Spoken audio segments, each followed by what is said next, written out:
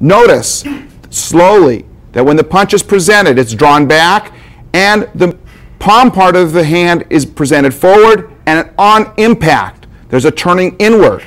This rotational force or torque is created to generate additional power on impact. From a forward view,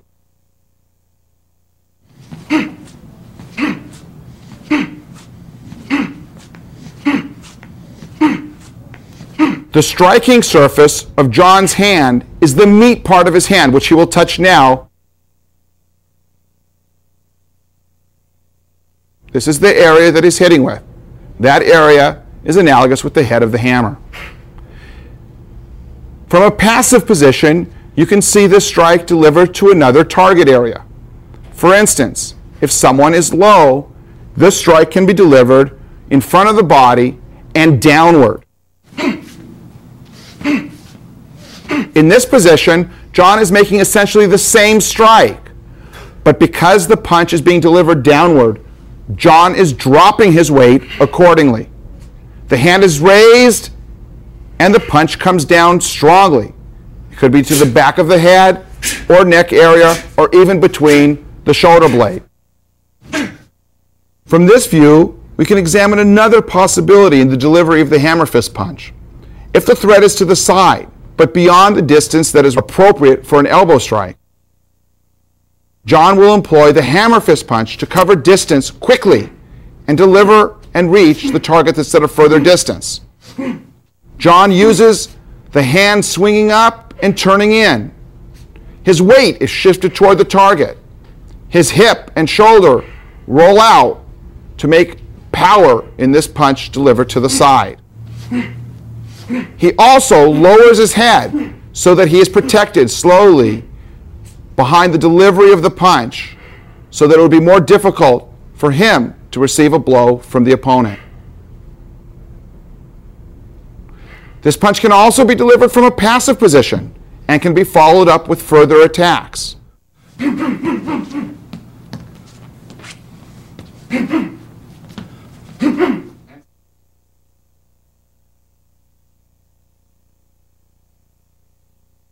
Now we break down the delivery of the hammer fist punch forward in its stages.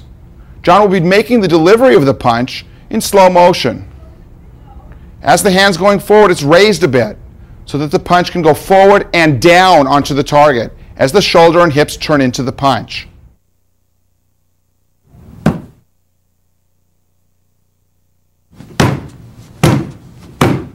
Now examining the hammer fist punch downward for a low target.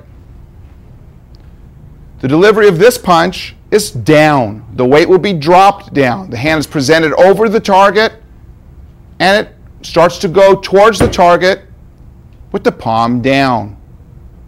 Before actually making impact, the hand is rotated to hit with the meat part of the hand, the head of the hammer, so to speak, to deliver maximum power from the rotation that's included in this strike. John's weight drops sharply.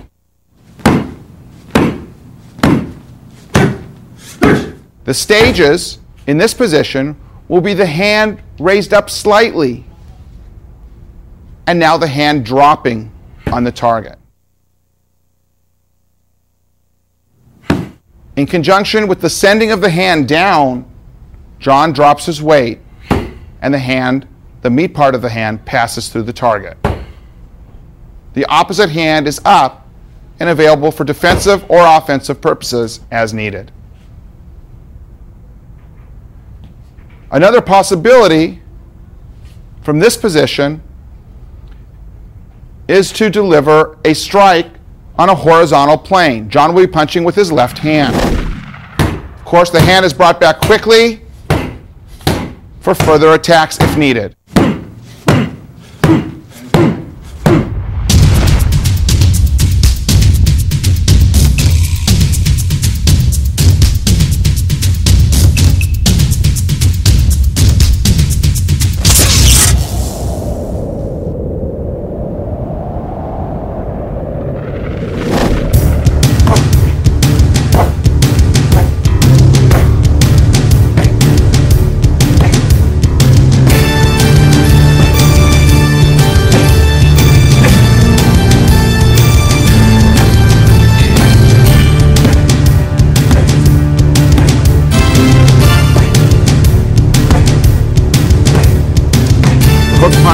important tool in the fight because of the power that can be generated in a relatively short distance.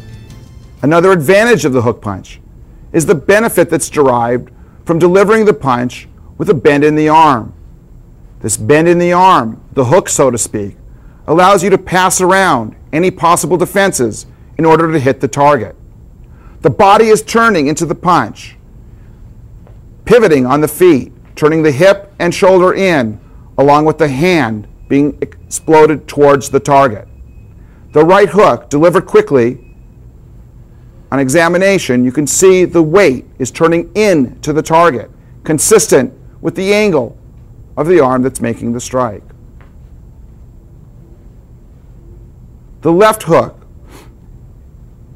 This hook drives power from the pivoting on the forward foot, the turning of the hip inward, and again, the shoulder being offered and the hand moving as quickly as possible towards the target. From this frontal view, we'll look at both hooks, the right and the left, being delivered quickly.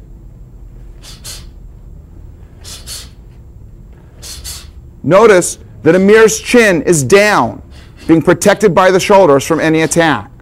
The rotation of his shoulder, his hips, generated by the turn in the feet or the pivoting of the feet, contributes greatly to the power in this situation.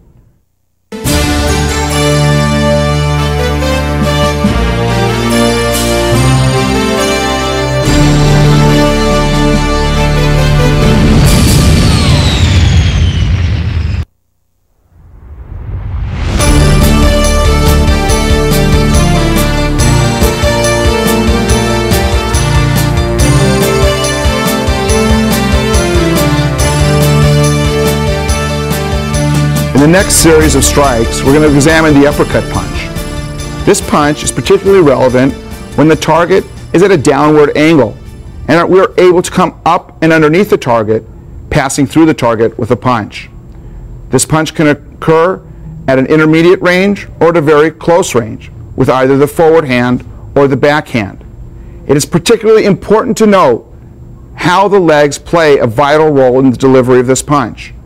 Since our punch is going up, our weight also must be transferred up with the punch and through the target.